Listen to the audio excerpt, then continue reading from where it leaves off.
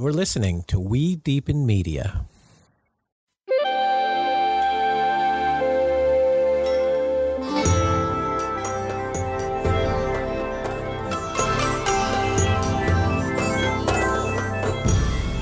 Hello, and welcome to another episode of Deepen with Christina.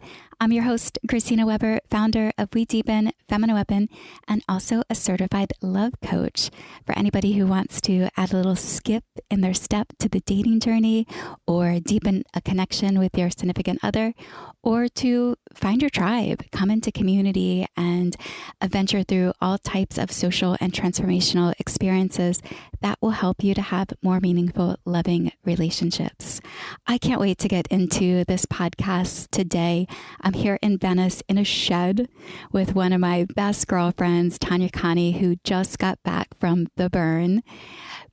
Before we do jump into it, and I want to get to it quickly, but I also want to remind you, go to the calendar at wedeepen.com, check out all of the upcoming events. You'll see that Tantra's speed date is now popping in so many different cities. Also, there's many festivals, and we're just going to keep growing the network of experiences so that we can be together in real life, because why I enjoy communicating with you through this podcast, my greatest, highest excitement is actually being with you in real life. Also, if you like this podcast, please do rate, subscribe, follow, leave a comment. If you would like to share any feedback with me or give any insights, you can find me on Instagram at Christina Weber, or send us an email. You can reach the whole team at We Deepen with the email address team@wedeepen.com.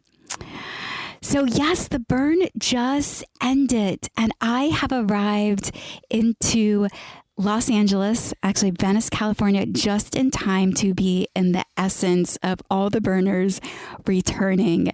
And I didn't make this year, and I'm thinking that it's actually fine that I didn't go, because they all got like dusty and dirty and had all this energy to expand themselves, to take in just so much of social, I think like social navigation and love. And so Tanya Khani, who is the soulful publicist, she has raised her hand and volunteered to process her burn experience with us. Now, interesting enough, when everybody was coming back from the burn, I was thinking, who do I do a podcast with about their burn experience? And I did do a podcast with Tanya last year. It's like one of the earlier episodes before episode 10, Renegade Burn. And I put it out there in the social world, the social media world, and asked people, who do you want to hear from? Would you prefer to hear from somebody who programmed a great camp experience of activities like Satya at Playa Alchemist? Would you like to hear from somebody who had a beautiful love story, or somebody who had a transformation that they came out of burn and they're now going to change their life? And we got Tanya. And Tanya, the great thing about Tanya is she actually came recommended. And when somebody tagged her in the post, I was like, did you know that Tanya was the one who shared their story last year? So thank you, Tanya, for coming back and being so vulnerable to process, because I know you're really raw right now. Yeah. Hello. Oh, hi. It's an interesting journey to come back to this home, and then it was an interesting journey to go to that home. You know, both are home. It's just they present and they represent different things in my life and what comes through as like lessons and downloads. But, you know, it's never just the journey on the desert. It's also the journey getting there, and then it's the journey coming back. So it's such an it's like an expression of the whole experience of going from like beginning to end. So I don't think you just get what you get when you're out there. You also get it post-burn, pre-burn, and at the burn. So this is, I believe, your fourth time? My fourth official. Fourth official burn. Fourth official. I went to the 2 Renegades, but I think you really get the full spectrum when you go to an actual burn with the organization. and your camp. And one thing to make note that makes my experience a little bit more unique is that I was there for 11 days. So I arrived on the 24th to help build and be part of the building of our camp, which is super extraordinary and challenging and spectacular. And you get to really deepen with people. So I think that's a very potent part of my experience. Now, before we jump into your story of being at the burn, your personal story, for somebody who has never been to Burning Man, can you share any insights on, the 80,000 people that come together, what the intention is, why Burning Man, why build Black Rock City? When you said going home, what does even going home mean? That's a really good question. Allow me to elaborate. There is no one way to do Burning Man. And I actually claimed that Burning Man's not a place. It's not something you do. It's a lifestyle. It's who you are.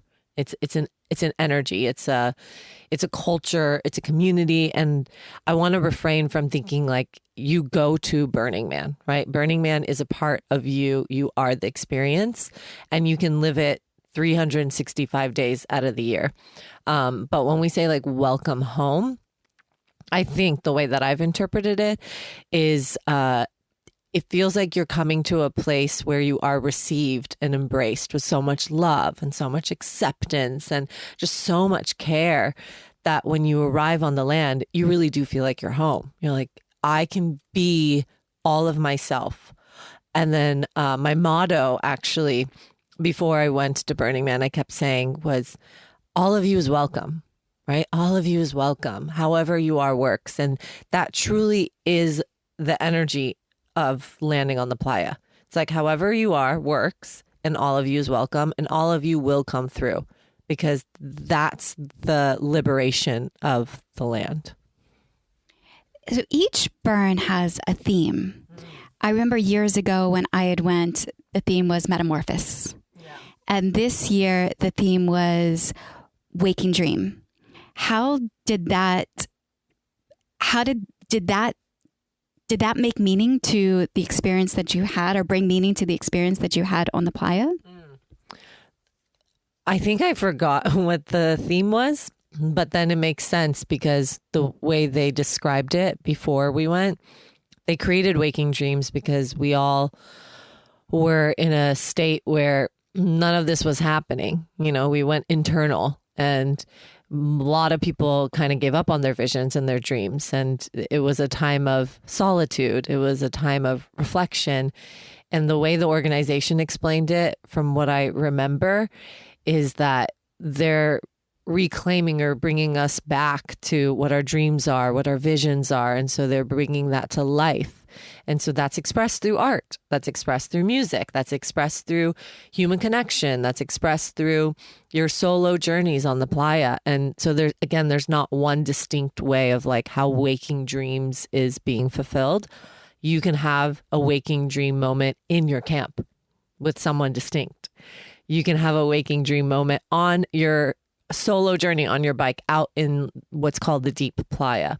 And you can have these like aha moments of your calling or your purpose or just something that's connected to your soul emergence.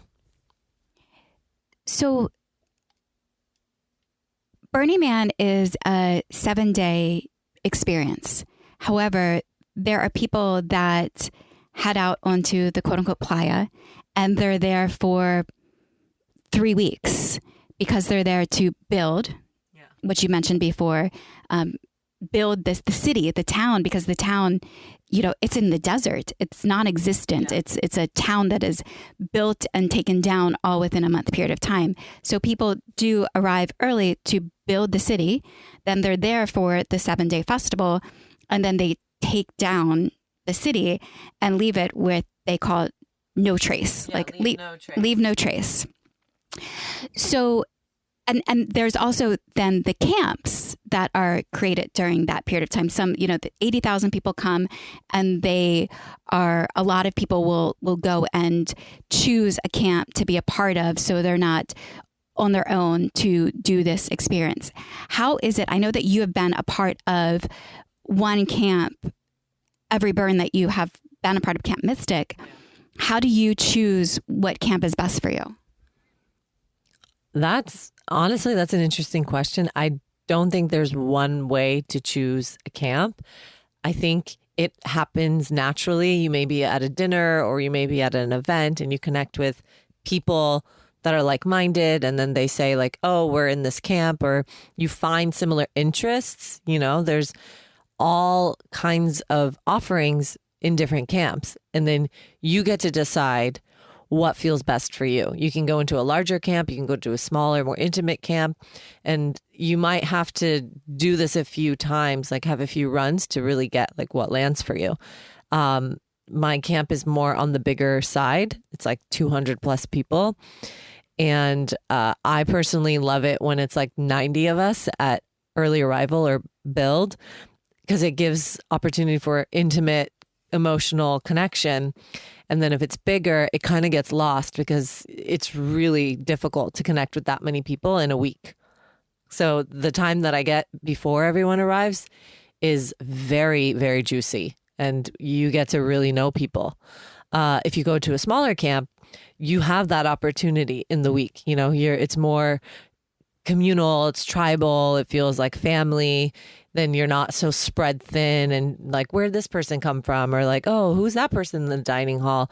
So I find that it creates more cohesion and connection if you're in a smaller camp, from what I've gathered from other people.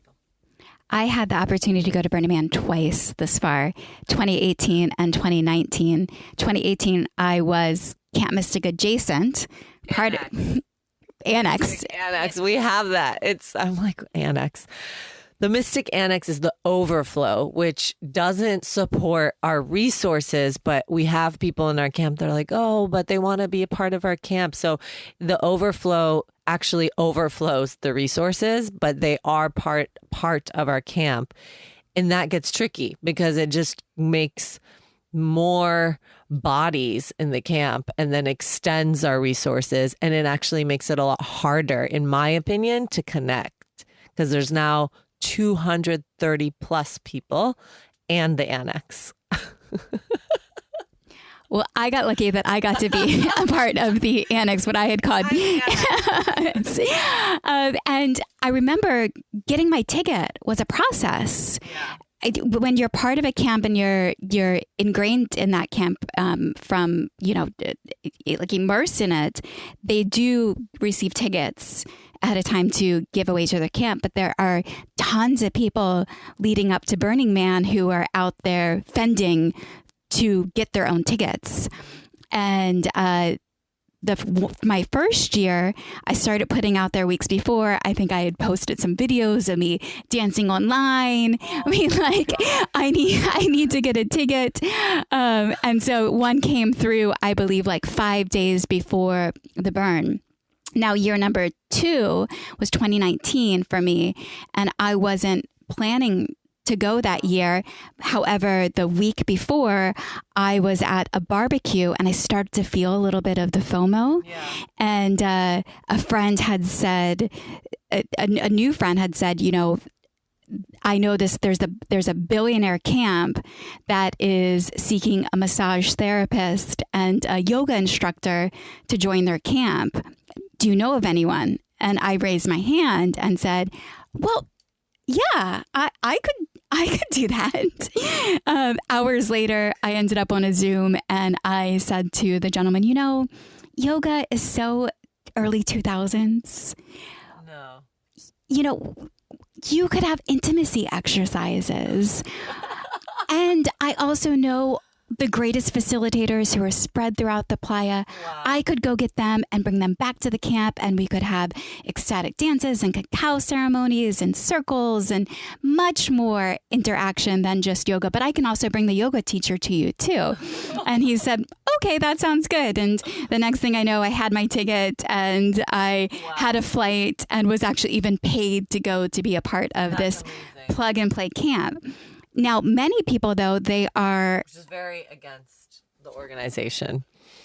People frown on plug and play camps because you're literally just showing up and everything is taken care of. And the part of being in the experience is like radical self-reliance, radical inclusion. And people find that the plug and play camps, it's not including. And it's also, it's like demystifying the ethos of what Burning Man is. You know, the ethos is contributing and giving back and servicing and, gifting.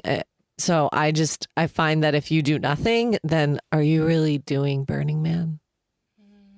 Yeah, the energy was definitely interesting that year.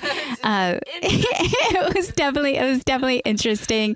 I'm glad I got to have that experience, but there was a little different of an energy of the people who were the participants of that camp or the attendees of that camp and then the staff of that camp. And there was a very distinct energy between the two of them. It creates a separation. It creates a separation. You want to enter into a community or a camp where you feel like you are all co-creating the experience, the structures, the kitchen, all of it. You want to feel like you're part of that building, part of that creation.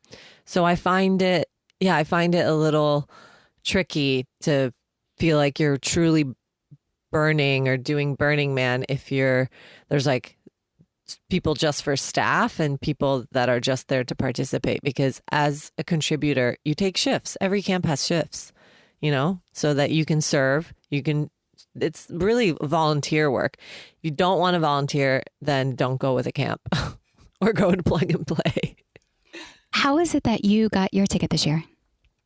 Oh, well, I learned that you can be an MVP if you're amazing at showing up for build, and you submit yourself for these what's called steward sale or like DGS tickets, directed group sale, and every camp gets allocated a certain amount and they choose who they think is actually going to show up, contribute, and do the work. So they pick 80 people, and all they do is they send you a code and they're like, hey, you're one of the 80. You get to come early. That's how you get like your work early access pass. And then you're already confirmed to like guarantee buy a ticket. And then so that's why I show up early. That's kind of like the privilege of showing up early, is that you're guaranteed a ticket. You still have to buy it, but you're guaranteed a ticket. It's amazing. Let's get into it now. Yes. Now, I know you're processing your experience, and the two of us have bonded through the past few years of our dating and relational journey, the adventures of dating. And that is a continuation into the burn. How are you feeling now in this moment? I believe it's a week out that you've arrived back. I got back Wednesday night, so it's only been like a couple of days. Yes, very. Someone asked me how I am, and the truth is very raw. My heart is very tender. I'm still in the integration mode, whatever that means, whether I'm reflecting or I'm having emotional processes or I'm just getting excited and hyped on the memories. Like I just go back on photos and videos. Like that's all part of integration, or retelling stories to people. It's not necessarily all about the playa loves and romances. There's also really distinct moments, whether it was like heart aching moments or heart expanding moments. So that has been part of the integration too. Yeah. What was your favorite thing about burn?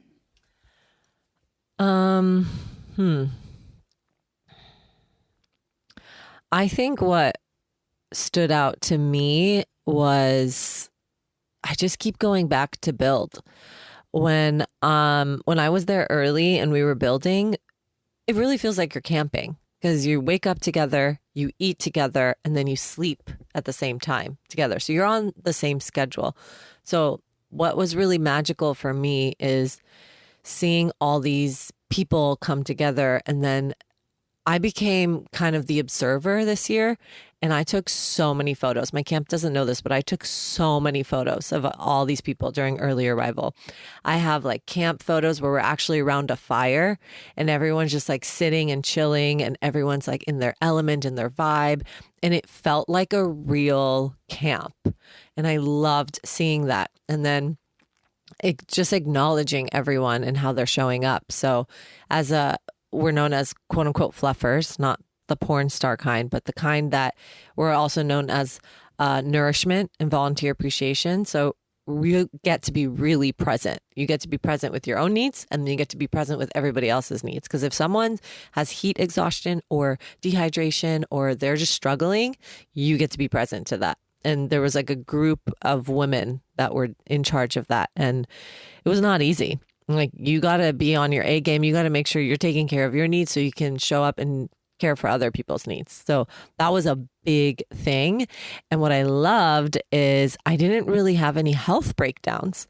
Like, I got the sleep that I needed. I nourished myself, and I really listened to my body. Like, I wasn't like struggle city to the point where I thought I was going to die. Like, I really took my time and ease with how I experienced from build to like the actual burn.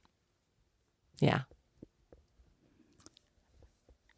So as we get into, I would love to get into the, like, your heart of it, like the heart of the experience and what now you're processing. And as we move into this part of the conversation and your willingness to share vulnerably, I want to caveat that with that you're in a moment and you own the right to change your mind at any time. Anything you're speaking is, and that's, I believe, for our existence as humans, as we don't hold things inside and let the energy sit, so that we give ourselves the opportunity to speak our truth in any moment. And us as listeners have the listen with the listen within the container that Tanya gets to have an experience, and it might be different next week. She's receiving new insights and new downloads. You said, as before we started recording this podcast, you said the intention of this for you was to have this conversation and for you to receive clarity and new information and new messages. What is it now that, because if I even think about going into this podcast as that being the intention, what are some of the things that you are seeking to receive clarity on after having come from that experience? The remnants of my experience of the burn. And when people ask me, like, how are you doing? Or how is your heart? And then I like really go in and I check. I'm like, whoa, I'm actually super raw. Like, I'm totally in my ecstatic joy and celebration of what happened. But I'm also recognizing that there are remnants from certain experiences I had that are still in the cleanup phase, whether they're incomplete for me or they're still cycling, like they're still cleansing. They're still moving into like the next phase, or the next cycle. That's like the best way to describe what's happening. And then just knowing where I stand in my life, knowing what I know now, what I discovered on the playa. You had mentioned that a psychic shared this with you, and that you are tuning into it, that you're somebody who is non-traditional in your love. Yeah, like non-conventional. There was a message that came through like months ago that he made me wary of how I'm going to be doing things unconventionally. And I don't think he didn't use it in relation to love. I translated it as that. He said the journey is still going to be the same, but it's going to look different. Like, it's going to be done unconventionally. And at that time, it was a lot around relationships and love and connection. So I just interpreted it as that. And I get that. Can you give us some specific stories? Yeah. I had a feeling this year that I get to be really discerning and somewhat guarded, but not super guarded. Like, I'm still really open, whether it's like energetically or have my heart open, that I wasn't going to fall into anything on the playa, because I in the past have felt rejection or disappointment, and it's tampered with my experience throughout the week. Like, it really fogs my experience. So I found myself kind of safeguarding, but also getting more drawn to men, or just energies that felt safe, more at home, and felt like I could really open myself up and not have this fear of, being disappointed. And that was very real for me. I think we had a joke, me and my girlfriend, no meat on the playa this year. We laughed. Does that mean no sex? Basically, no meat, no sex on the playa. Because it gets very tricky. It's an elusive feeling being there. You're in a euphoric state. And I feel like after a few burns, you kind of get a handle on this, and it's beautiful. You can have these amazing playa romances and experiences, but you get to really navigate where your attachment and expectation is in that. Interesting you say that. So this podcast is Deep In with Christina. Prior to Deep In with Christina, I recorded a podcast from 2017 to 2018 called Your Love Accomplice. It's actually in the same stream. You can scroll down in the stream and you can see the episodes of Your Love Accomplice. Your Love Accomplice ended before I went to the burn. I recorded my last episode before my first burn. And partly because of Your Love Accomplice was very vulnerable for me. I share a lot about what I'm processing through relational wise in that podcast, because it was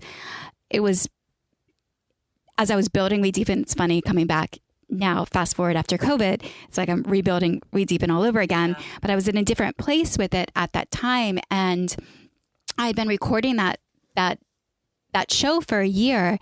And right before I went to burn, I had the realization that I hadn't had sex in a year. Wow. Over a year. It was over a year. And I had been open in episodes with where I was. And so I was like, fuck, I've just recorded a whole show for an entire year and I haven't had sex. And they all know that I haven't had sex. And I started to at that place of think, can I have sex? Like, am I not sexual? And so my intention, and people do, oftentimes when you arrive at burn, people ask the question, it's welcome home. What's your intention? Yeah. And my intention, my first burn was, number one, to get laid. And number two, to find an entrepreneur coach who sees what I'm creating with We Deepen, and to support me, to come in and say, hey, I love what you're doing. I want to be a part of this. Let me help you. And so night one of my first burn, I went out with, kind of, I guess, a little vulture-ish. Like, I'm going to go find my prey. And I found this really handsome man and we had sex. My first night of the first ever burn. Is it who I'm thinking of? It's not who you're thinking of. No. It's somebody else. She's thinking of that same year. So I went out, my first night, found this really handsome man. We had this beautiful experience together. I went back to my RV the next morning and I said to the friend who I was staying with, a guy friend, Stefan, and I said, Stefan, I just had this great experience. How do I not get a boyfriend the first night of burn? He said, oh, just don't make plans. Just don't make it. It's like, okay, cool. Don't make plans. The person that Tanya is referring to is that later, that next day, number 2, I met another man at the Camp Mystic dining hall and started a connection with him. And then we essentially got into a Burning Man relationship from that night and pretty much spent the rest of the burn together, but we never slept together. And we never slept together partly, I believe, because I had gotten the edge off. I'd already, and for me, it was actually for somebody who I haven't had many one night stands. I tend to be somewhat prudish. And so I haven't had many of those like open sexual adventures. So for me, it was like this freeing moment to go out and like scout and find this like handsome man and be like, yo, and just go into it and have that intention in the back of my head. So you going into burn this year and being like, no dick. That's so good. You know, I have to like reel it back. It wasn't just about that. It was more about, I don't want to make my whole thing about finding a love. You know, I wanted to remove that piece because it's so alive for so many people. And it's like, you're single, you're hot. There's so much like energy flowing and opportunity and like opening. And yeah, you're like camping with people. It's like adult camping. It's so fun. And and I'll add to, and everyone's like dressed, it's hot outside, so everyone's dressed scandalous, like boobs are hanging out, dicks are hanging out. Like it's temptation is everywhere. So that's the thing, is like temptation is everywhere, but how you go into it and like what energy you're bringing in, to me, it was more about, okay, I am complete with myself and I don't actually need, like the need and the desire wasn't there to amplify or make myself feel better about my experience or feel complete about my experience. And I was totally open to connecting with, I connected with so many people, whether it was like emotional or sensually or sexually.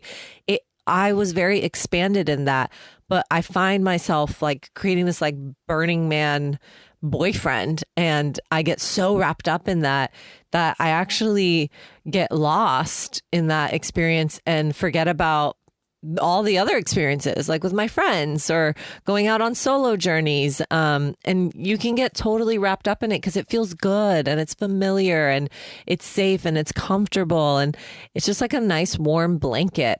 And it tends to happen when you are like deeply open energetically and you're sharing an intimate moment with someone, you know, you're sharing heart to heart space.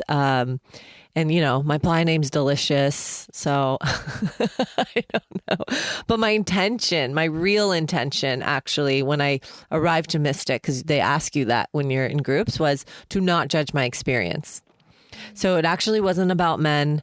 It wasn't about like myself. Well, it was about myself, but it was about me not being in self beat up or, oh, I missed this, or why did I do that? Or how come I'm not with my friends? It was an opportunity for me to have like a judgment free zone wherever I was, whatever was showing up, and have complete liberation around that and be in the presence of joy and whatever was happening. It may not have been joy. Maybe it was like sadness and pain. But for me, it was really important to not judge my experience. So when you speak about that, you're really raw and you're processing, like what the fuck are you processing right now? Well,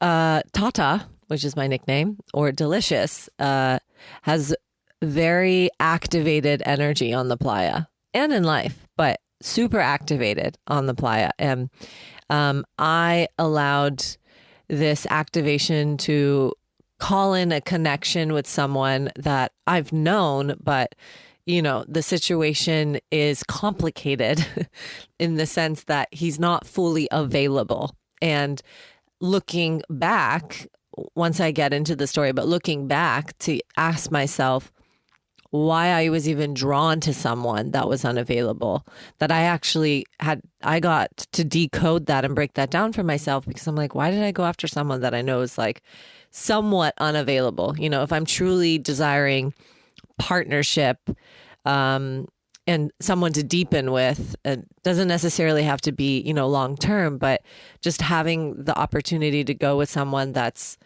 more available, it seemed like that wasn't a thing for me this year. It was to go after someone who's somewhat available, who's open to me, but already is engaged in something else, you know? And so that was complicated and nuanced experience for me because I've never really experienced that at Burning Man. So somebody who is unavailable, and it's interesting that you say that because I have heard this story before from you. You have had connections that I can remember that with people who have been unavailable. True? In different ways. Like there's emotional unavailability, then there's like I'm not available because I'm committed and devoted to someone else.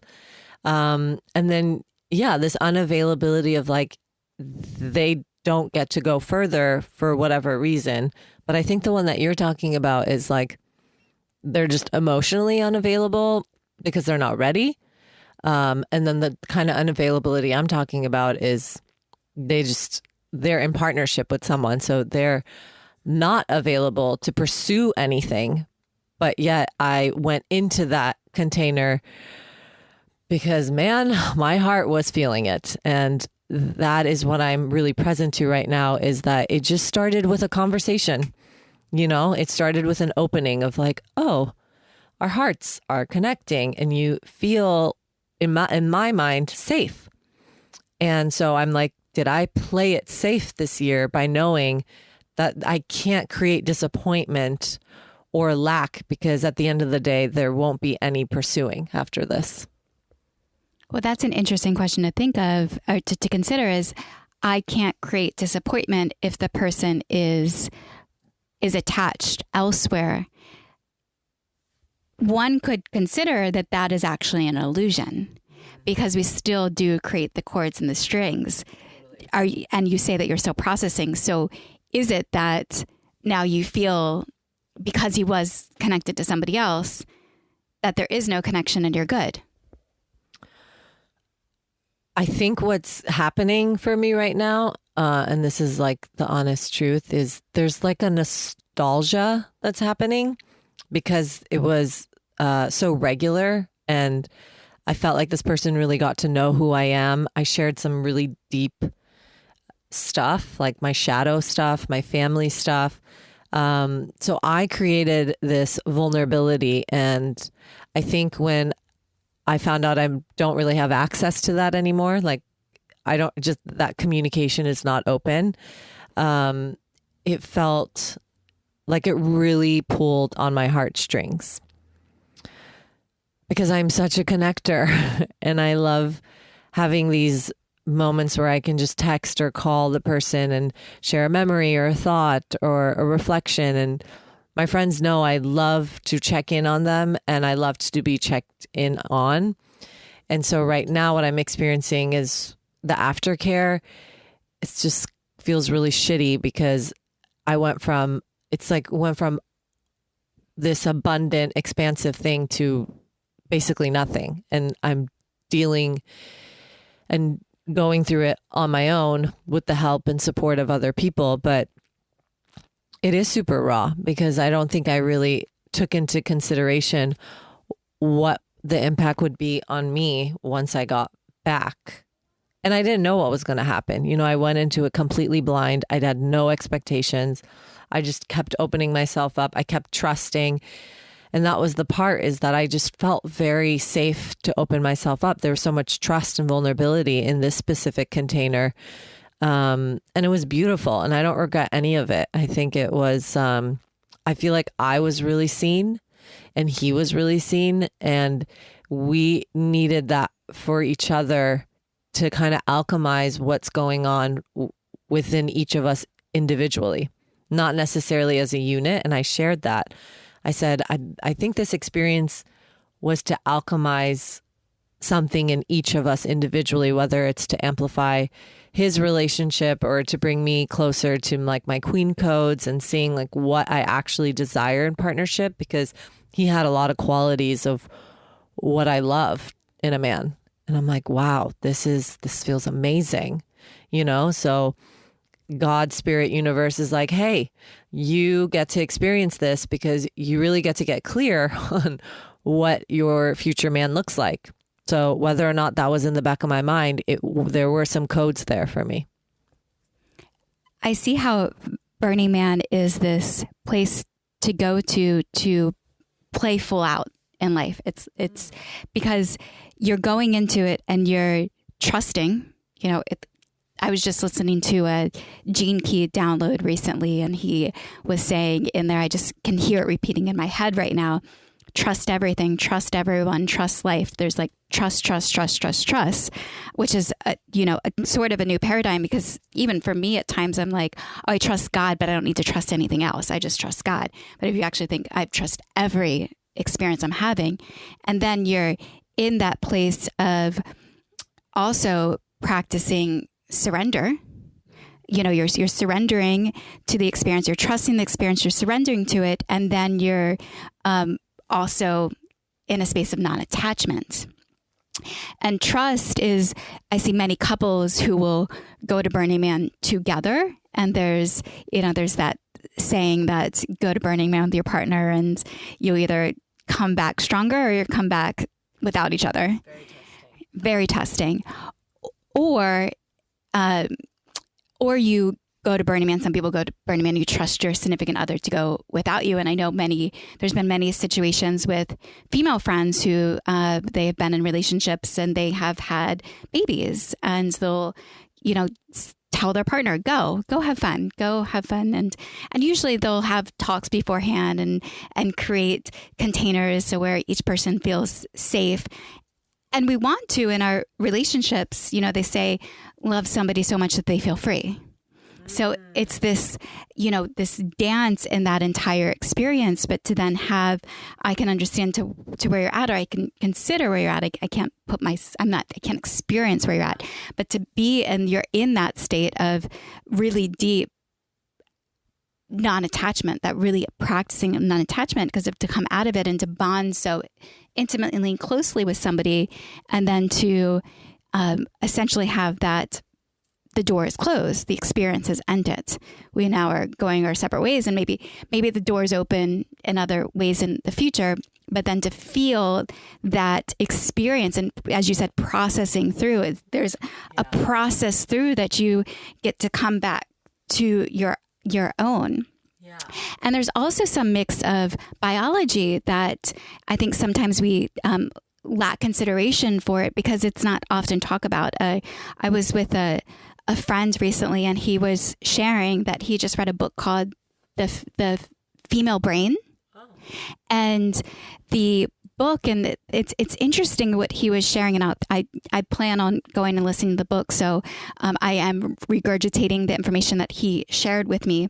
But he had said that generally in when a woman marries a man, so bonds, they create a sacred union with one another, that she is also one who, as after that relationship is grounded in, she will go start and seeking out other men in the community to be intimate with, because it's the biological pull. She's feeling comfortable and satisfied in that connection, and her biology will pull her closer to other men. And apparently that there is 1 out of 10 babies are born out of wedlock and raised inside of a relationship with a man that's not actually even their child. Wow. And oftentimes I found it interesting, because oftentimes we hear of that as that's what men do. Yeah. And it's actually, that's what women are doing as well. And there's these pheromones, depending upon where somebody is also, a woman is at in her cycle, when she is then on the playa. Because if you go into a Burning Man and you're in, your second week and your ovulation week, you're sending out signals, and your body is actually telling you, like, fine, like, get me somebody. Who am I supposed to be with? I was on my cycle on the playa. You're always on your cycle. You were menstruating? Is that what you mean? I was menstruating. Which means, which means that you're in a space of seeking comfort. Okay, this is really good, because I'm very somatic. And as you were speaking, I was thinking about this. I'm like, okay, where in my body did it guide me in this direction? Because I'm not choosing. I didn't choose with my head. If I was choosing with my head, I would have calculated all this and I would have said no. I chose with my body, and my body felt very nurtured and comforted. And I was like, oh, this feels good. This feels juicy. And yeah, my body was just like feeling really kinesthetic. And it's like, ooh, the sensuality and the holding and the caretaking like feels really good. And me and my girlfriend, we have that agreement with each other. Like right now we're like, oh, we need snuggles, because our system is so used to just being held, whether it's with a woman or a man. It's not necessarily just with a man, but just having that closeness and that affection feels so good and juicy. And so now that I'm thinking about it specifically through my journey on that week, oh my God, my body went through so much, like whether it was like physical pain or emotional pain or feeling really comfortable and nurtured. It went through a fucking cycle. Like it did. It went through a cycle that week. Now that I'm really like looking at it, I'll say what's distinct about what you said is Wednesday night was my blossoming night. So I wore white. It's usually white on the Wednesday night party. Anyways, I wore white and it felt like I was kind of like blossoming into this butterfly, which usually happens on Wednesday night. And instead of me being so honed in on like one person, like targeting, I let myself be activated for myself. And then I went and activated multiple people, whether I was like dancing with this woman or dancing with that man or dancing with that man. I just like let myself be a butterfly. And that felt so good to me because I wasn't like honed in on one person. Like sure, there was like flirtation and love between like maybe one or two people, but no, I was not honed in on one person. I was activated. I was activating different people. I was kind of like I was painting this paintbrush throughout the night, and I just loved the experience of myself. And I was really, truly, truly, truly embodied. Like I looked at myself and I was like, holy shit, I'm not even wary of like who's looking or who's around. I was just in my own space. And normally I'm dancing on that, the mystic, what's it called? The balcony. But I actually chose the lower platform, and I was just like moving like water and elegance and grace and all the femininity qualities and allowing my expression to come through very powerfully. And I even got feedback on it too. And it just kept drawing different people in. So I really didn't have to do anything. I just allowed my expression to come through and people just came to me. It was great. It was a very magnetic night. And I think I was starting my menstrual cycle, or maybe it was the day after. I don't remember.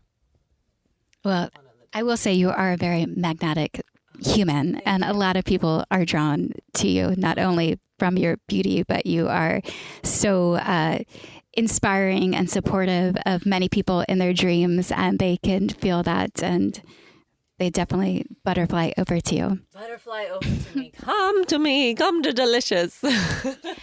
So, you know, I'm here in Venice, and last night I went to see a venue for the Dating Dojo is coming up this week, and it's in this beautiful backyard here.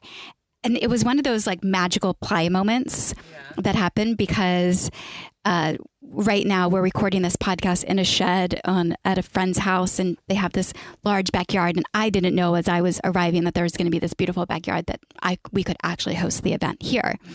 So prior to, I had been searching for where is the Dating Dojo in Venice going to happen. You know, I'm doing this event at the Biohacking Conference this coming Friday, and I wanted to share it with community ahead of time. And the venue process I found was just like it's cumbersome to find the right venue. There was spaces that wanted 1,300 or 2,500. I was like, what is happening? We're going to all be disconnected for forever if these venue fees are like that high. So I found this backyard on Peerspace, and although I was nearly going to cancel with her and just say, you know what, I'm just going to do it at the space that I'm at and just redirect the money to here. But I went anyway. And when I arrived, I met this woman, and she is in her early 50s. And she happens to be a client of mine. And I didn't even know. So We Deepen has expanded to include private matchmaking and relationship coaching in collaboration with Maria Teresa Chavez and Aaron Bita. Are heading up this new division. And Aaron has been a matchmaker for nearly a decade. Wow. And this woman is her client. She gave me permission to share this. So she has said, yes, you can share that I am a client. So it was just so beautiful to learn that, wow, we're going to be hosting the Dating Dojo at her house. Wow. And she is a matchmaking client. Wow. She lived in Bali for years, and she's recently moved back to the Venice area. Beautiful house.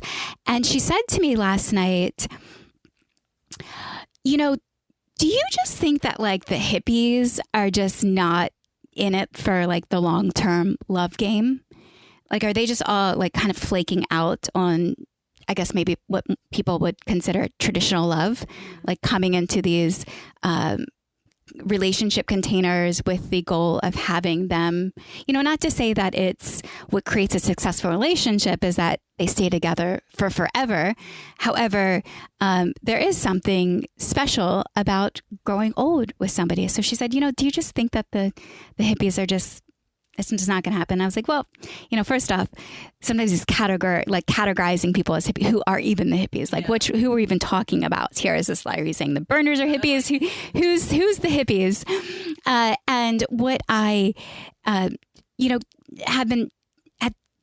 had shared with her is that, well, I see is that we're sort of in this, quote unquote, maybe I'll say go through like consciousness bubble. It's that there's a lot of healing going on of generational trauma and also being in the present moment. However, there's this, what I studied and learned in Kabbalah, there's the difference of instant gratification versus long-term fulfillment. And when you're seeking long-term fulfillment, you then say no to the instant gratification. And a lot of times in the,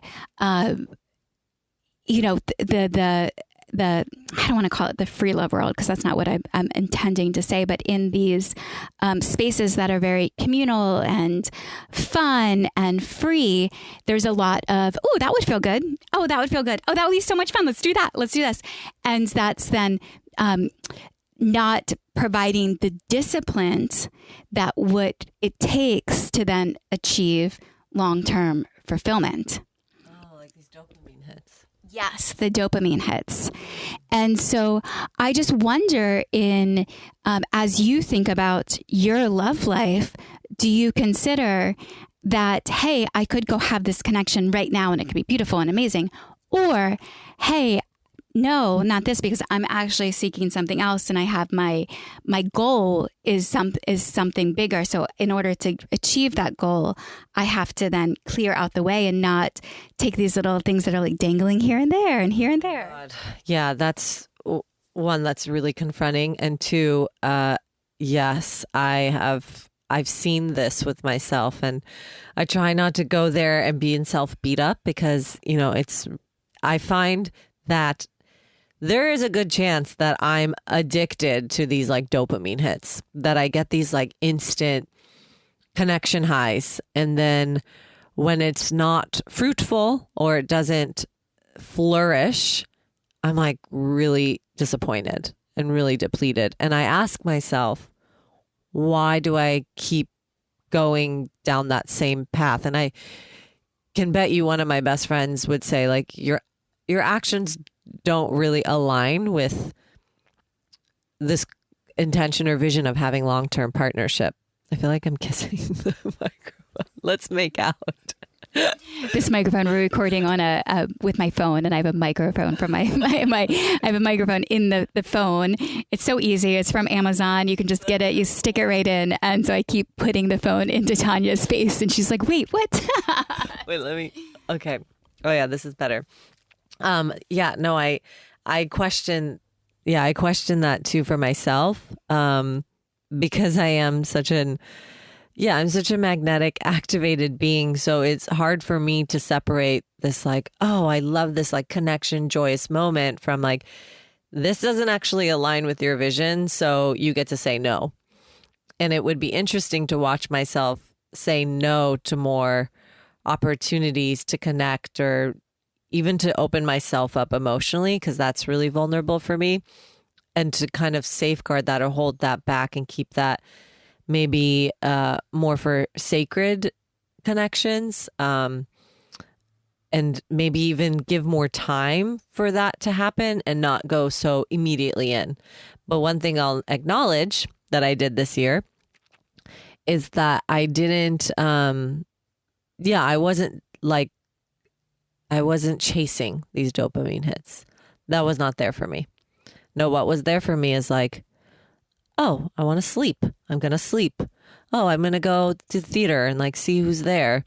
Like I really allowed myself to be in the freedom of what is available to me in that moment.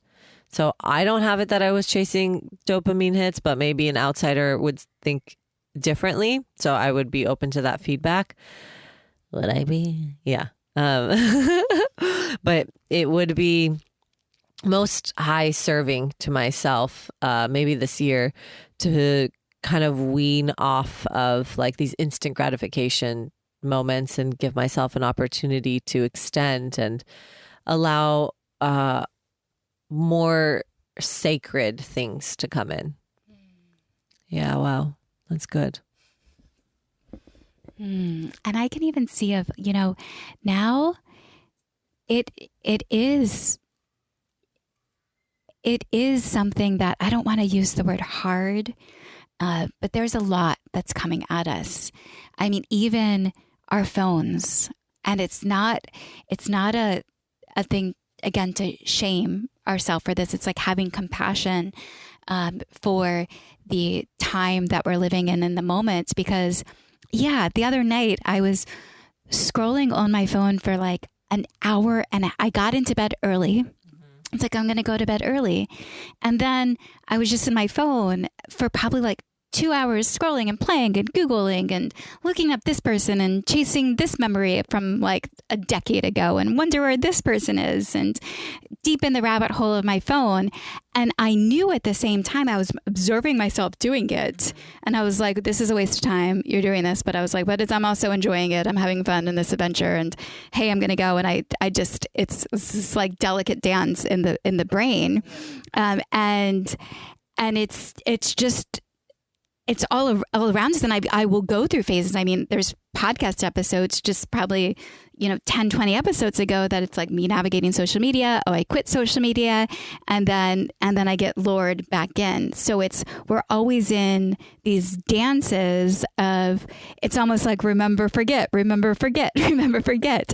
We're a society of amnesia. We go in these practices and our brain have to be like, almost we have to ninjas to how we view where our attention is going or how we're spending it to actually achieve. And it's not, again, I'm trying to avoid using that word hard, but it does require a next level of discipline, and our environment is not necessarily supportive of because everybody wants your attention. Yeah, I was thinking about this thing that just came up as you were speaking about where our attention goes, the energy flows. And also, I don't like to put a lot of rules on myself, because if I put all these rules on myself, then I get into like the shame and the guilt. And it's like, oh, well, you had that rule and then now you're breaking it. And there is a level of integrity and honoring your word with yourself. And I'm totally stand for that.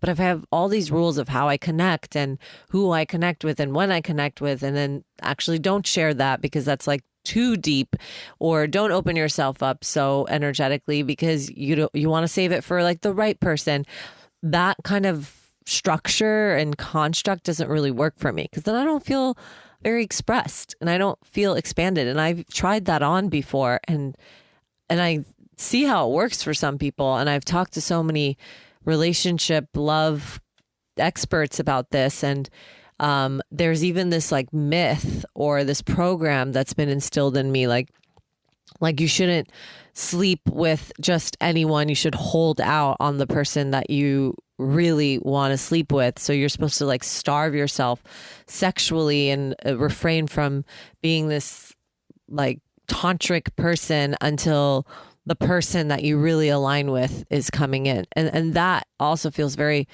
constricting and starving to me. And I've been told that some people actually get their power source from their sensual and sexual energy. So to actually shut that down, shuts down a big part of like creative and life force. Yeah, it's all of us have a unique makeup, and we all get to choose our own adventure. And I think it may be in a recent podcast I said this, I was saying like, I'm done with the preachers. Like, I'm over the preachers. That's great that works for you. I love to hear it, but there's not like a one size fits all. We all have, and even whatever, like if you even just look at, you can try all these modalities, see if they work for you, but you can just see across the board, we're all born on different dates. We all have different astrological signs, sun signs, rising signs, moon signs. We all have a different human design type. You can run your gene keys. That's different. Your Myers-Briggs. All of this is giving you intel for who you are. We're all at different ages. We've all had different experiences, come from different families. And it's, and also I think sometimes too, it's even just, that's kind of the beauty of when I like to take on the idea of like, I like to consider like reincarnation, and I get to keep coming back. So it's not just this one lifetime that isn't. It's almost even within a lifetime that you're living multiple different lifetimes. Well, we're now at, an hour and nearly 15 minutes. And I keep trying to get these podcasts to be at like 45 minutes. So when someone looks at it and they see these shorter ones, but sometimes these conversations could just get so juicy and so interesting. And I'm not going to be able to recap another Burning Man until 2023. So let's take it all in. Is there anything else before we close this out that you can feel inside your body that would be good to share? Not only for yourself, but for anybody who may be listening? Yeah, I just want to say that the experience that you have at Burning Man doesn't have to just live at Burning Man. The playa provides, meaning out here in the world, in the default Grand Playa, all the terms. And the magic doesn't have to stop, right? Like the serendipity doesn't have to stop. The magical connections doesn't have to stop. Your downloads and epiphanies don't have to stop. They actually can even expand and grow. And my invitation for anyone who goes to Burning Man is to actually bring that with them, to spread that within the community. Because if you're like a light bulb, you want to light others up. So sharing and giving people a piece of that is really where I think the service and the magic is. Well said. Well said. Thank you, Tanya, for sharing. I see your vulnerability in your sharing, and I also just see the truth within it. It seems so honest, and I don't find anything that you said within here that should not be proud for you to share with the world. I sensed last year that there was a little bit of resistance in sharing the podcast that you recorded about Renegade Burn. And this one I see is like, this is just like, spread the message. It's okay. There's nothing that's, there's no even chords connected to the, I don't know, anything that was I'm dancing a little bit in this moment. And there's nothing that you're promoting at this time to even. I'm in my Jesus year. So I've been told that this is the year of reputation and being seen, according to my medium, Geyer. And when you say your Jesus year, does everybody have a Jesus year? When you turn 33, it's the year of Christ. I did not make this up. This is a real thing. Look it up. It's a death and rebirth. And then there's a lot of fundamental changes that happen within the year. But specifically, I think it's like year 10 Geyer was saying, that it's about reputation, being seen, and people giving to you. Like people get to give to you. So I was like, oh, that's good. I like that. I like that version of the Christ year. I love that Tata promoted Jesus, the Jesus year, 33. That's the best. Thank you all for listening to another episode of Deepen with Christina. Again, if you did enjoy this podcast, which, I mean, come on, rate it, like it, subscribe. And when I say rate it, 5 stars works well for me. If it works for you, we're all set. More people will find it. And definitely go check out that calendar. Both Tata and I would love to see you in person and meet you. She actually loves when people share with her, oh my God, I listened to the podcast. Because we'd prefer that you tell us that you listen to the podcast rather than being in a space with us and just knowing information about us without telling us that you know the information about us. And also, just make room for us to change. You know, you're meeting us in a moment and we might be a whole completely new person by the time we're in a space together. So until next time, I love you. Bye.